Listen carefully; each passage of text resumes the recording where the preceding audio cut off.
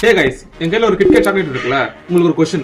இந்த கிட்டுக்கும் கேட்டுக்கும் நடுவுல ஐபோன் இருக்கா இல்லையா கெஸ் பண்ணுங்க.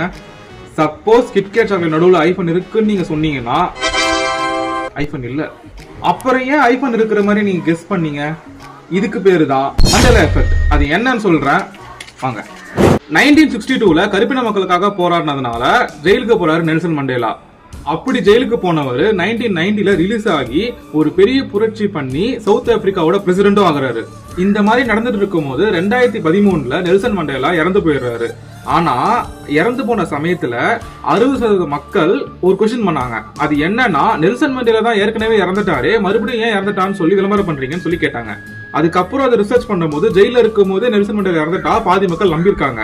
அப்படி நம்பினதுனாலதான் 2013ல உண்மையிலே நெல்சன் மண்டேலா சாகும் போது பாதி பேர் அதை நம்பவே இல்லை. அதுக்கப்புறம் தான் மண்டேலா எஃபெக்ட்னு பேரே வந்துச்சு. இல்லாத ஒரு விஷயத்த ஆர் நடக்காத ஒரு விஷயத்த நடந்த மாதிரி நம்புறது தான் மண்டேலா எஃபெக்ட்.